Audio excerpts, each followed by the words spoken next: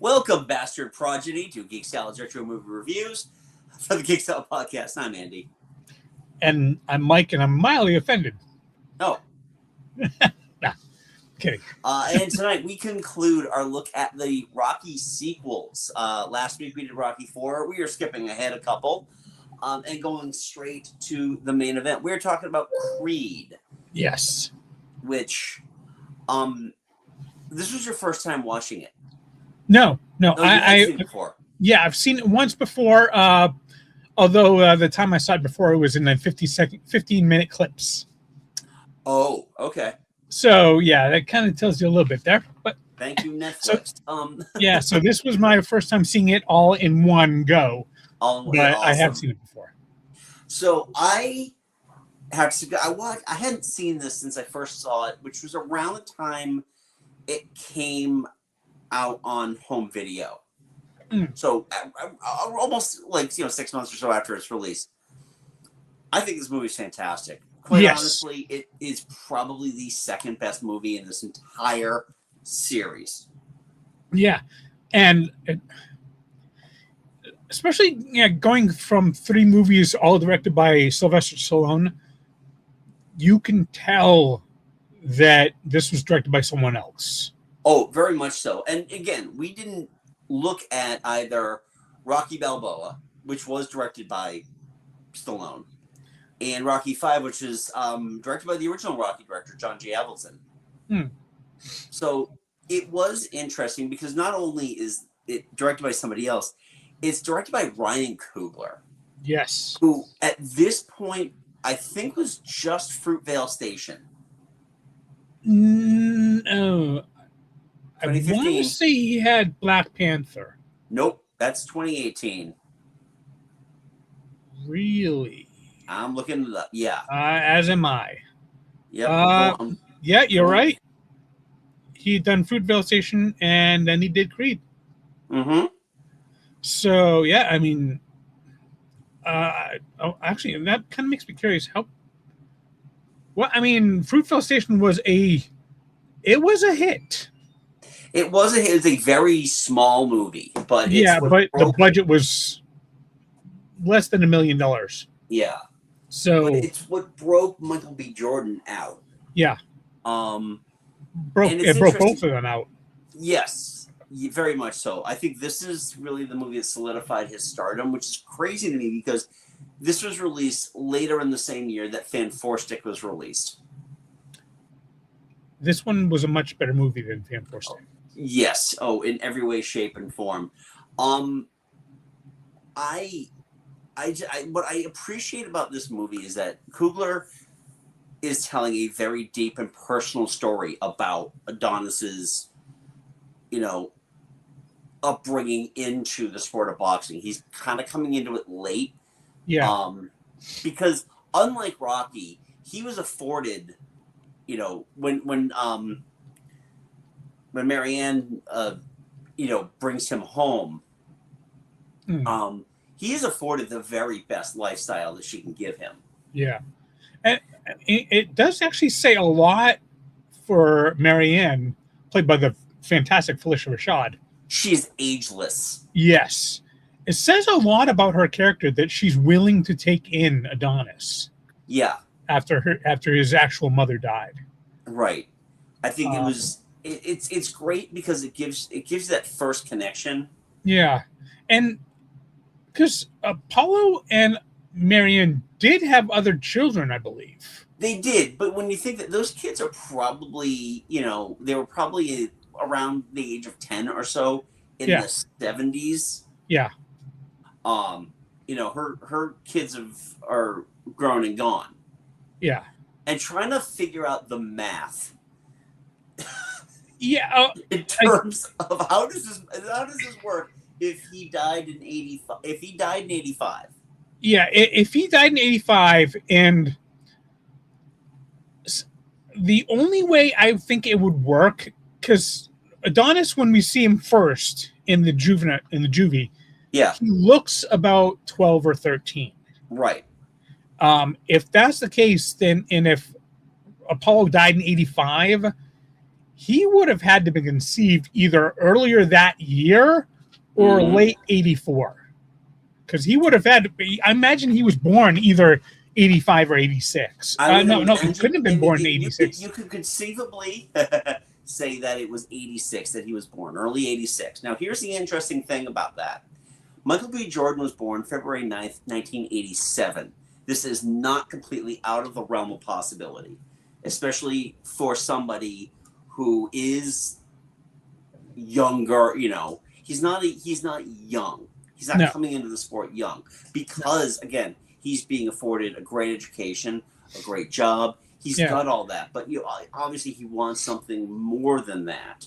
Yeah, because I mean, when he quits his job at the beginning, his boss is like, "What, really?" Because apparently, I guess he was doing really well and just got a nice raise. He was getting his own office, so he was doing well. It's just he just was not in the job he wanted to be. He wasn't happy.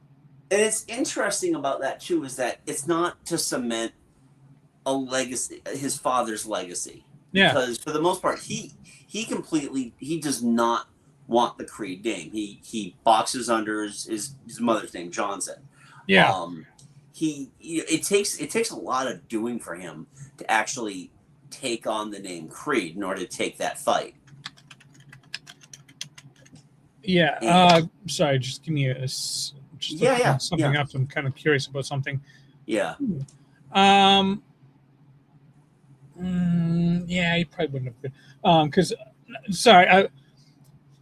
something that's gone through my mind a lot ever since I saw a particular scene, like the scene where Bianca. I know we haven't gotten to her yet, but right. The scene where Bianca actually is talking to him and like, no, it's your name. Mm-hmm. That is so similar to a scene in like I'll say the second season of a show called an anime called My Hero Academia. Okay. And I was wondering if it was connected because I know for a fact that Michael B. Jordan is a massive anime fan. Oh, okay. In fact, his outfit in, I want to say Creed 3 was directly inspired by Vegeta from Dragon Ball Z. Okay. He is a huge anime fan. But it doesn't quite match up because the first book of the manga of My Hero Academia came out in 2014. So there's no way second season is available yet. Right. I like that they're able to take some of the beats from the original Rocky. They know what makes it work. They know what makes it successful. Yeah. And again, I think that Coogler made a very deeply personal story. You could feel like all of that anger, that abandonment anger. Yeah. That Donnie has. Especially when he gets into the fight backstage at Bianca's concert. Yes. Because the guy just baby Creed is like, is it something it's kind of mildly insulting but not quite, and I don't think he meant it that way, right? But it was the wrong thing to say at the very wrong time for Don. Absolutely. But I appreciated that they gave him that type of character. And again, the funny thing about this too is that I love that Stallone doesn't feel shoehorned into this. No. At all. It's not like, well, we have an excuse to bring Rocky back. It's like it's the only sensible decision to make. Yeah. You also get to love the fact that like when Bianca's having that conversation with him, he's like, I kind of want to do my own thing. It's like, dude, you used your name to get in with Rocky. You're right. being trained by Rocky Balboa. You use your name. Use your name, dude. Right, exactly, because he names dropped Marianne, for that. And I gotta say, this is I like seeing Stallone kind of going back to not so much dumb Rocky, but not as refined Rocky that we started seeing in Rocky 3. Also, like I did notice, like when he was writing the instructions for Adonis, the first, just in the back of his truck, he was having a little bit of trouble spelling a couple of words. I'm like, oh, nice. I'm glad they brought that back. Yeah. Like he learned how to read and write, but he's still dumb Rocky. Right. Some of the things that they did, because I have seen Rocky Balboa, they did carry a few things in there. They did bring in that he does sit at Adrian's gravesite. And now we're sitting at Adrian's and Paulie's. And Paulie's, yeah. Now, the interesting thing is Burt Young was still alive when this was filmed. Well, so was Talia Shire. Carl Weathers. And Carl Weathers, but they killed him in the 80s. Yeah. But I like that. I liked how they needed each other. Yeah. And it was a good. It's a really good mix to have that, especially because, Rocky's always, in the movies we watch, Rocky's always depending on somebody else to help him. Yeah. In terms of training, or he needed Mickey, he needed Apollo. He needed and actually, it kind of links back. That's why I'm kind of glad we watched this one last after watching 2, 3, and 4, because this one kind of links back to each of those ones. Like 3, like Rocky lost Mickey. He'd been beaten by Creed, by Clubber. He was ready to give up, and it's Apollo that comes in and is like, "No, you got to get back, man." Right. And so it's always got to be that duality between Rocky and whoever else. In this case, it's another Creed. Yeah. And they both he can Creed Adonis convinced him not to give up on his cancer, and he convinced him keep training for Conlon. Right. There's a scene at the very beginning of the movie that I absolutely loved, and it's when he had just quit his job, and he's watching the Rocky Creed fight. And he stands in like right over where Rocky is, and he is throwing those blows at his father. Yeah, I noticed that he's taking the role of Rocky, not his father. I thought it was an ingenious way of filming that. Yeah. And again, it's just one of those things that you're going to constantly be mad at your father for doing this. And full disclosure, I did watch Creed 2 as well. Which was a lot better than I thought it was going to be.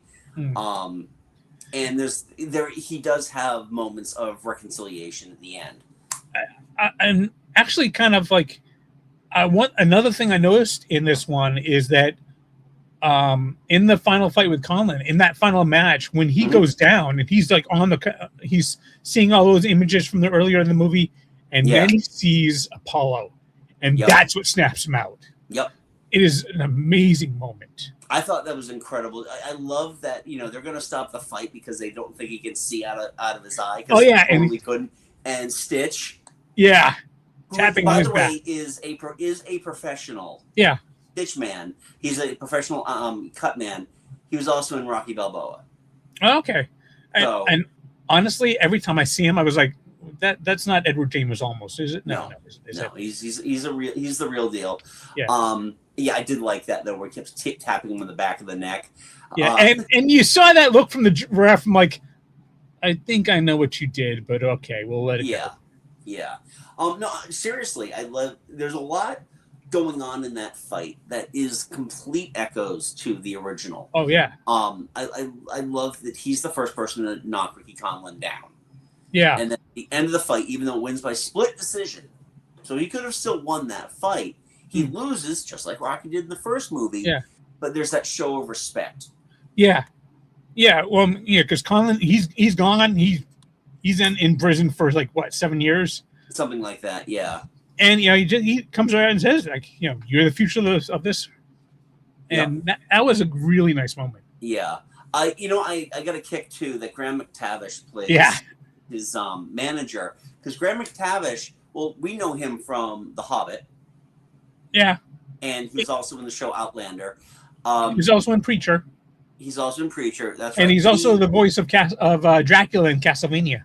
Oh, he is. Yeah. He's also he was also in Rambo.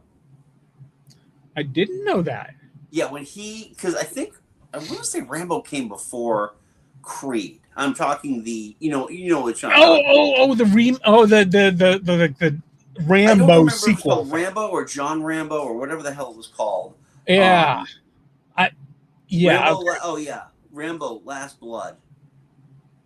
That came out. That's 2019. Is that? Oh wow. Am I looking at that right? Is there another Rambo that came after that?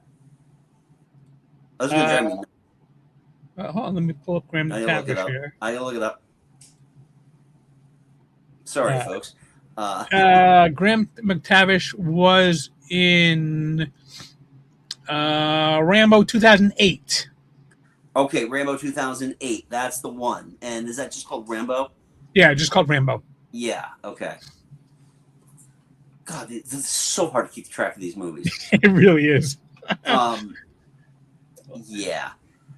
Stallone directed that one too. So I know that they had a good working relationship to get him back for this one. Actually, you know what? Speaking of Graham McTavish, that scene where in the kitchen where he's like, "Yeah, but this is because he's a Creed, right?" No, of course not. Yeah, okay, but it is, isn't it?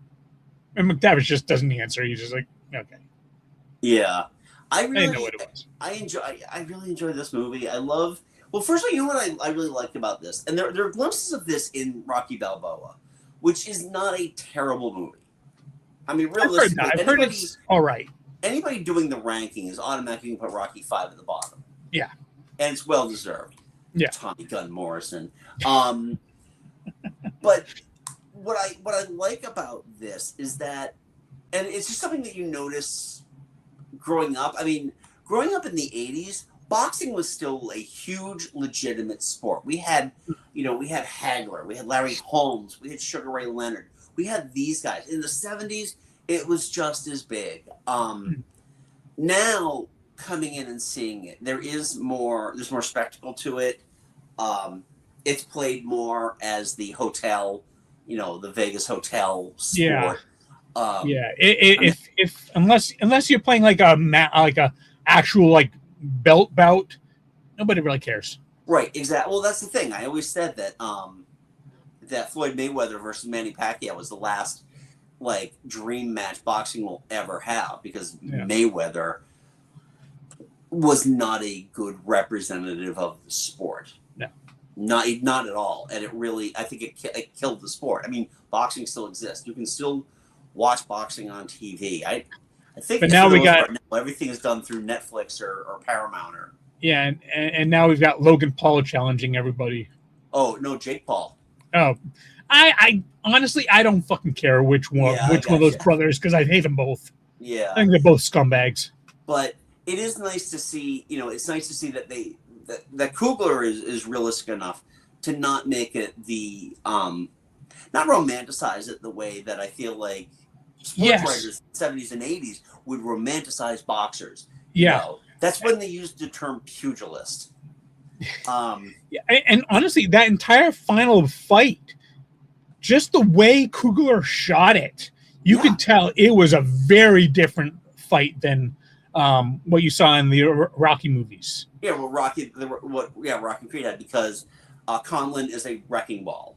Yeah, and that's the big thing is that Apollo was a finesse fighter. He was very much a finesse fighter, and that's very much like a Sugar Ray Leonard. Yeah, that type of fighter. So I appreciate that. What I really liked also is that when you're introduced to all of these different boxers, you got their stats card. Yeah, and I really appreciated that because that's something we don't discuss that. We never really discussed in any of the previous movies. In terms of what these guys bring to the match. But I thought it was a really clever little trick to have that. Yeah. I loved how, like, when Coogler shot the final fight there, like, when Stallone was directing, like, the final fights in the Rocky movies, like, whenever there was, like, a big punch, it'd be a slow motion. It would, like, really emphasize that punch and all that. This one, big punch, it just happened, and then you really kind of focus more on the aftermath than the actual punch itself. Yeah. and I really appreciated that kind of more realistic view of it. It is really interesting watching a very different style of director Yeah. direct this movie. And again, it's mainly because Stallone directed the lion's share of these movies, and Adelson did the first and the fifth movie. And Adelson was not a sports director. Yeah. You know, just like everybody in the 70s, he was doing small, little, talky indie films, Hmm. and then he gets this big break. Yeah. What's interesting too, I watched this thing yesterday about why Stallone lost the Oscar, because he was nominated for Best Supporting Actor. Yes. And he, on paper, appeared to be a heavy favorite until you did the math on Mark Rylance, who won for Bridge of Spies. Okay, for some reason I thought it was Eddie Redmayne. No. Eddie Redmayne won for actor.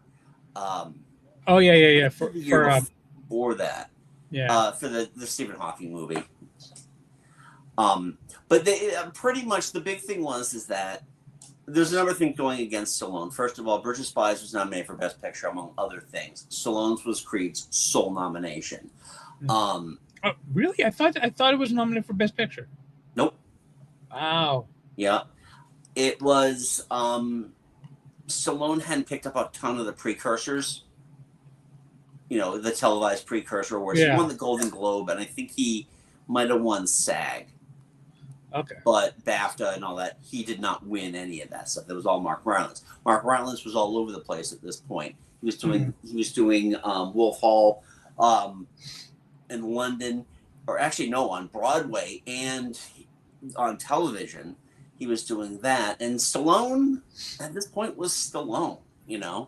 Stallone wasn't making good movies. What is funny, also, I thought about this: how many people from the MCU are in this movie? If you think about it, Ryan Coogler directed Black Panther. Yeah. Michael B. Jordan was in Black Panther. Tessa Thompson was Valkyrie. Stallone was. Oh yeah, he was in Guardians of the Galaxy 2 and 3. Right. Why can't I remember the character's name? I'll pull that up now. I don't remember. Wasn't Graham McTavish in? He was in Aquaman.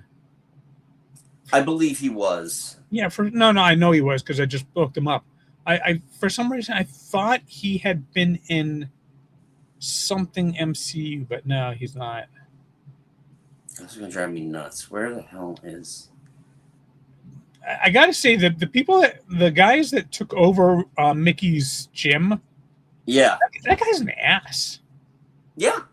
He get pissed because Rocky's not training his son or his nephew. What was it? Yeah.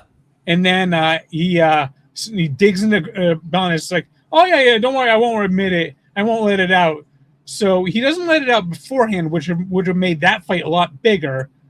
But because his nephew or son or whatever lost, then he leaks it. That's just being spiteful. That's being a spiteful piece of. Yep. Yeah. Yeah. But again, it's one of those things that has to build into the story of. Yeah. You had to get the name. You had to get the connection between Adonis and Creed out there somehow. Mm-hmm. So make the guy a villain, sure. This is driving me nuts. I can't find who he, because it's like on the tip of my tongue, and I can't think. He's in Volume 2 as well. I'll find him here. You're still looking that up? I'm still looking that up. All right, yes. all right. I got it. But I'm talking to you two. I can do two things at once. Yes, yes. He was Stakar Ogord, which I think was Stakar Ogord, yeah. One of the original Guardians from the comics, I think. Right. But yeah, and he's not Star-Lord because that's Chris Pratt. Yeah. But, yeah, no, it was all in all, I really truly appreciated this movie. I love that there are flourishes of the theme in there, but Ludwig Göransson does such a great job with this music, and he really makes it. He builds it. Again, you get those same vibes, especially when Donnie is he's training for the fight, and it's nearing that time, and he's doing his run, and all those motorcycles. Yeah, and he's outpacing the motorcycles. it was like a good version of the scene from Rocky 2, where all the kids are following Rocky up the steps for some reason. Yeah. No, this fit, and it made more sense. Did you notice also at the end of the movie when Donnie is kind of walking Rocky up those steps? People are doing like little hop jogs up there. Oh, no, I didn't notice that. Yeah, there's a bunch of background actors who are just like they do the thing when they get up those. I mean, if I was in Philly, I'd do the same thing. Oh yeah, guaranteed. Actually, speaking of Ludwig Göransson, I like the fact that he restrained the. He didn't use the "I'm going to fly now" theme until right at the end during the final, right as Creed is walking in on that final round, and that's when you bring it in. That is a perfect spot to pepper that one little bit. I agree. I completely agree. And we haven't talked too much about Tessa Thompson yet. No, we haven't. We brought her up at the top. We didn't. I love that they gave her more characteristic than just shy girl. Yeah. And in fact, she. I mean, no offense to Talia Shire as Adrian. I love Adrian, especially in the first movie, but this one, she is such a more developed and stronger character, I thought. She's more of a presence. Yes. In this. She's got her own agency. Yeah. And it's a very interesting thing too that she's got progressive hearing loss, yet she's a singer. Yeah. And I thought that was a really nice touch. And their relationship progressed gradually enough that it was more believable, I thought. Yes. Yeah, he just doesn't come storming into her life and right. But the other thing too I really liked is that if she needed to shut out the noise, especially she would just take her hearing aids out. Yeah. And it's a really good character moment. I think she's a fantastic actress. She really is. And I think that she really adds a lot to this. She also her presence there also lends a lot to the justification for a lot of the songs they chose for the soundtrack for this. Yeah, actually. And I feel like it's very interesting again, because when we think of the Rocky movies in total, who do we think of the fans of Rocky movies? Us. A bunch of Italian dads, like, yeah, Rocky, and then giving it kind of like handing it over to another group of people it's fantastic, because I feel like Creed is absolutely more of an inclusive movie. Yeah. For both old and new Rocky fans. It's way more relevant than anything that happened, especially in 4. Yeah. I mean, everything in 4, every scene in 4 dates it worse than the last thing in 4. Just a little bit. Just a bit. Even, 3's got its moments. 3 is definitely one of the selling points of 3 is that it's a movie that came out in the summer of 1982. One of the greatest movie summers ever, and that is one of those movies. That was a release of that movie. And it gave us Eye of the Tiger. Yeah. Tiger, and it introduced us to Full Pity and Mr. T. But this movie is definitely, while there is a black presence within all the Rocky movies, this is something completely different. This is something that is completely inclusive.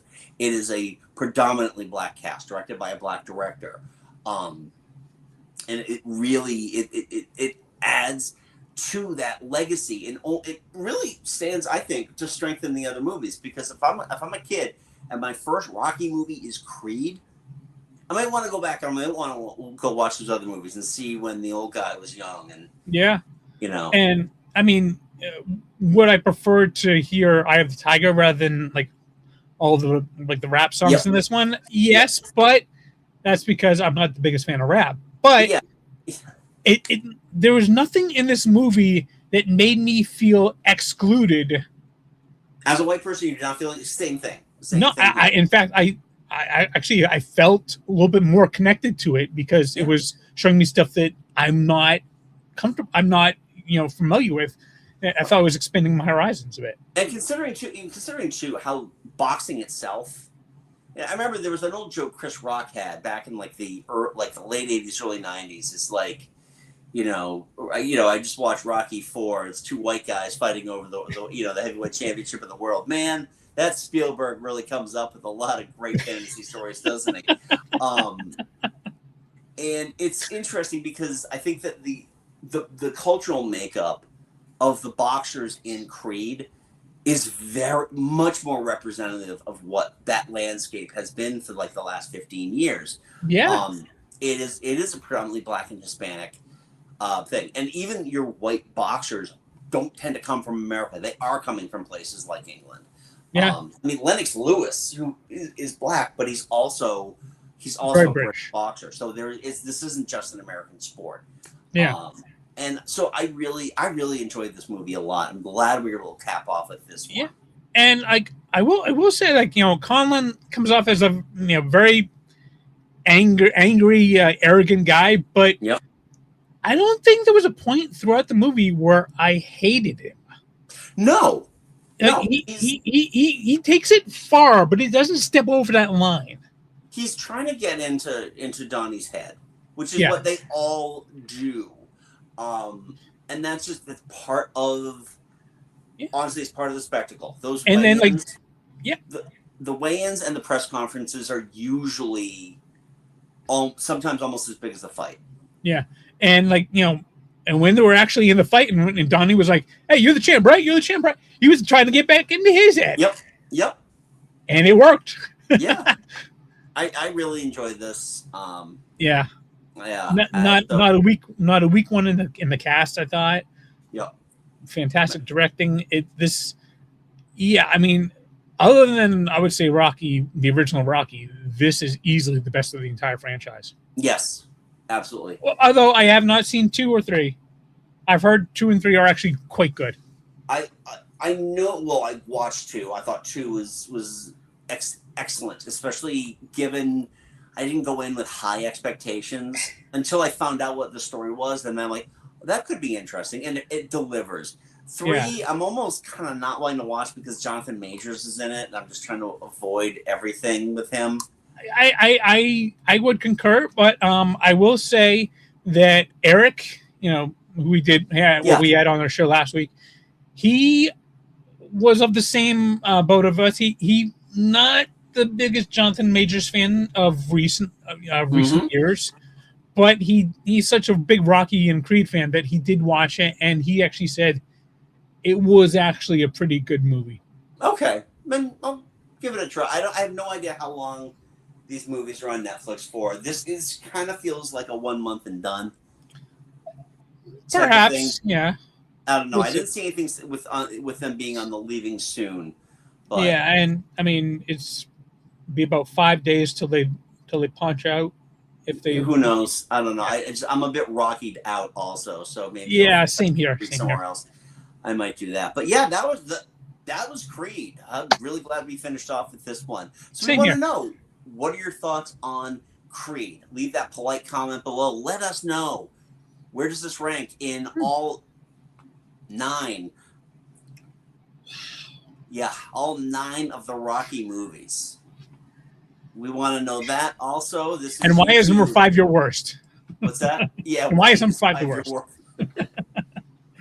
Don't forget, this is YouTube, so subscribe, thumbs up if you haven't done so already. Help us in the algorithm. Also, Mike and I have a little podcast called Geek Salad. You can check that out wherever you get your podcast. We just released a new episode earlier this week talking about our favorite live albums. It was a fun conversation, so hopefully you get to enjoy that.